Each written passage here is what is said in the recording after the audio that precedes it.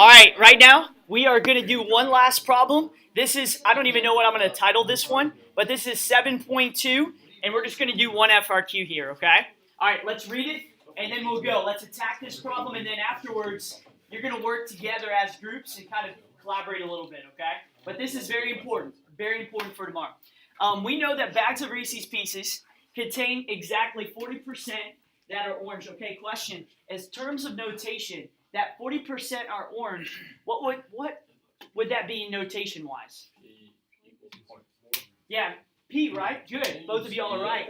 So we would say, because it's the population, big P equals 0.4. That's important. As we keep going through, you're going to notice I'm going to keep writing things out just for my sake, my help here. If we select a random sample of 50 candies, all right? Someone else tell me that didn't say something yet. What would that be? What would the 50 represent? N, big N or little n? Little n. Good. So we're going to say little n is equal to 50. Okay?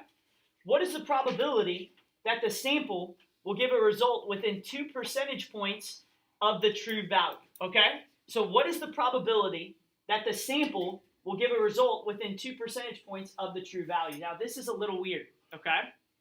What are we really trying to find? Or what is 2 percentage points from the true value? What would that be? Say again? Standard deviation. Okay, deviation, because it's deviating from the mean. What else would it be? Good, so if it's 2 percentage points from my true value, right, we're going to do this. Let's just state this down. And in FRQ, this would be really good. My state would be what? P hat between 0.38 and 0.42. What is the probability of what? What would be context here?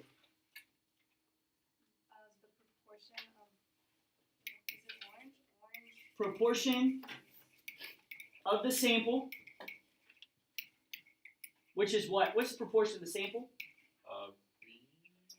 P hat, right? Proportion of the sample is within or between, that's probably better, is between what? 0.38 and 0.42. 0.42. Does everyone understand that? Why it's 2 percentage points away from that? Okay? Here's what I do. Here's what I like to do. When I get one that's that big, right, unless I break it down, if it's like this, I'm going to do both of these first, okay? And I'll show you why in a second. So real quick, I'm going to come on the side here and say, okay, 10% rule, let's identify that, okay? Is my little n, is that right there, less than or equal to 1/10 of my big N, okay? What's little n? Is 50 less than or equal to 1/10 of my big N? Well, do we have a big N? We don't have the population. So what do I do? You assume that it's independent. Yeah, well, we're assuming it's independent because it's like the question's basically telling us that it's normal. Kind of. It's like assuming that it's normal. It pretty much is, but we can't assume they have to have this on like an AP exam. Right. You've got to have this. So what is big N? Big N is the bags of Reese's Pieces. How many bags of Reese's Pieces are in the world? You got to know this. We would just say a lot, right? Yeah. We would just say, in the context of this problem, we assume, right? We assume that 50 is less than 10% of the population, okay? Of the population. So, what does that mean? We can assume that it's binomial, right? Or it's at least estimated as that. So we're going to come back to this, okay? I just wanted to put this right now. That's part one. The second thing I want to do is do the n times p. So once I do this, we're going to have more room on this right here. But I'm going to put right next to it, n times p is greater than or equal to 10, and n times 1 minus p is greater than or equal to 10, right? This is our CLT right here. So CLT's here, 10% rule's here, okay? So here we go. N times p would be 50 times 0.4 and 50 times 0.6. Nice. What's 50 times 0.4? 20. Is it 20 right there? 20. 20, that's quick math. Yeah, because that's 0.4. Good work. 50 times 0.6 would be? 30. Good. So is 20 greater than or equal to 10, and is 30 greater than or equal to 10? Yes. Yeah, so this is true, right? So what can I say after this? Okay. Yeah. Say that one more time, Ella. I like that. What'd you say?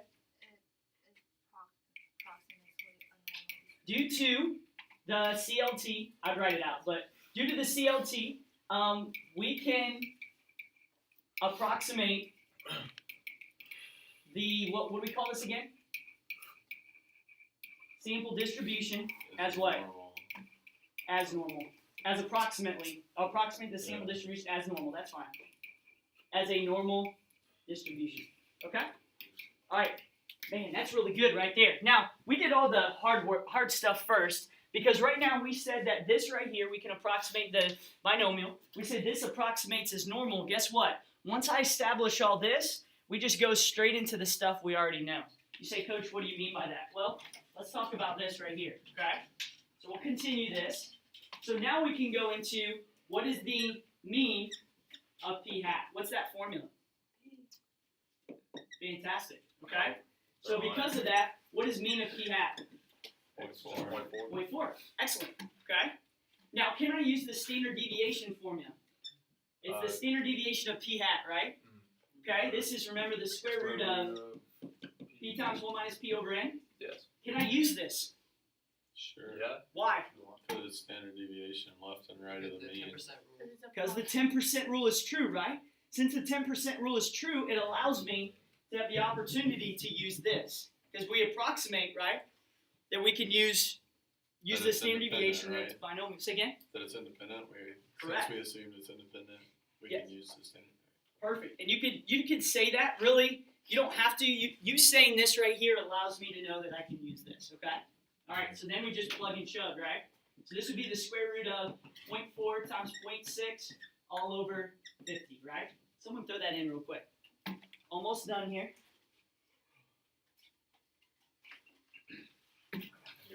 How's this feeling so far? Jerry, you okay, my man? You praying down there?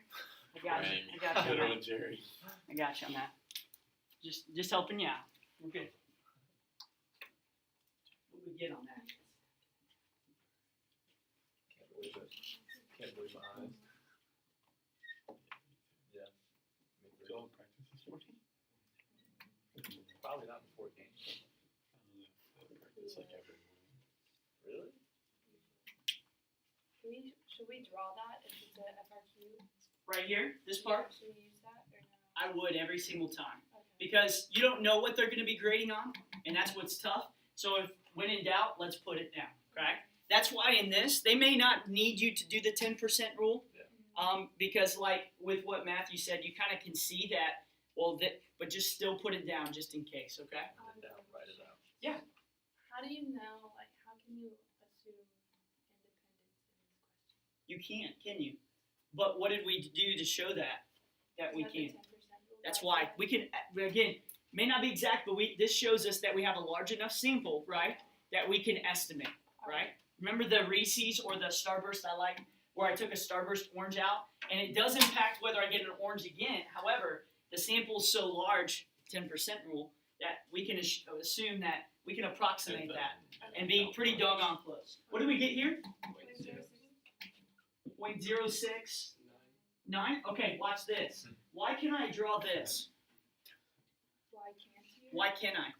Because you have your mean and standard deviation. Yes, we can do we did what? Central limit theorem, right? Yeah. This showed us that we can approximate a normal curve, so we're going to write this down. N, and then we put the mean in first, so 0.4, comma, 0.069. So all I'm going to need to do is this, 0.4, right? Yep. And what am I trying to find? 0.2. Within 2%. 0.38 and 0.442. I don't even have to write the Yeah. standard deviations to the left and right. All I need to do is put that I'm trying to find that area. Yeah. Okay? That's what I'm trying to do. The probability of getting between 0.38 and 0.42 for my sampling distribution. Okay? That's there of the sample. So once I do this, how do I find that area? Z-score, right? I could do Z-score. I could also do normal Lower bound. CDF, right? Lower bound, upper bound, mean, standard deviation. You could absolutely do that as long as you put down and establish context first, okay? Or you have to write it out and then put it down again. That's fine. Either way would be completely up to you, okay? For sake of time, let's do the normal CDF, where we do lower bound, which is 0.38, upper bound, which is 0.42, mean, which is 0.4, and standard deviation 0.069. Okay? And by the way, is that enough to write on the AP exam? No, I need one more. What do I need above it? No, CDF. Lower bound, upper Lower, bound. upper. I'd actually write it out, right? Perfect. Do I need to do that, or does that make sense? Do we have to do it on the test? I'd like for you I to. I'd like for you to. Okay? Then If you yeah, do it this right? way. Then yeah, right, yeah. So, you want to do that? Normal, CDF, lower bound, Yeah, me too. upper bound. Should we write LD? Yeah, LB. That's fine. That's fine. Just on the AP exam, don't do that, okay? Because, man, they're stuck up a little bit, and I get that. So we need to write that in order to establish that. Okay, what does 0.38 mean? That means my lower bound, upper bound. And then you could just say equals what? Point. He's looking for a word. 0.228? So we would say what? Someone wrap that up for me. If I was to write one more thing down below, what would I write? But yeah, Matt. Like there's a 22.8% probability that the sample will give a result within 2 percentage points of the true value. That the sample, I love that. It's good. Good job, Matt. Will give between 2 percentage points of the true value. Hey, question. What is this? What am I restating? The Question. question. Yeah, I'm just restating. That's why I think it's important to state what am I trying to find. Okay? This is not required a lot of times, but I would highly recommend doing that because it's like I put a cap on it. I start here, and then I keep going, and then I wrap it up at the end. So there's a 22.8% probability that the sample will give between 2 percentage points of the true value, which would be 0.4 of the mean index. Okay? All right. Questions? Do y'all feel okay on this? All right. I think on the actual test tomorrow, I actually break this down. So I don't just give you this, but I actually ask questions that lead you to maybe something that's similar to that or parts of this. But I want to make sure tell you us have to do like the 10% condition, the CLM. Do you tell us to do that? like part Like one. whenever you break it down? Yeah, like part one. Find the mean and standard deviation. Boom. Find these two in green. But in order to find the one that's second in green, I would have to establish the 10% rule with it. Okay? Right? Right. That's part of the standard deviation, right? You're right. These go together. In order to use that, I gotta show this, okay? Even if you think it's given, I still gotta show it. And then I'll say, what is the shape of this distribution? Well, Yeah, so that's CLM approximately. Yeah. Is it normally distributed, and why? So showing this and saying, oh, it's normal, and it state the same thing. The next part I would say is something along the lines of maybe this right here. Actually, go Yeah. to this part. But that's what we're looking for. That's what we're looking for yeah. there. Okay? Look at some of the FRQs online. That will really help you. Okay? Questions? You have any questions for me? All right, sweet. I'm going to do this. I'm going to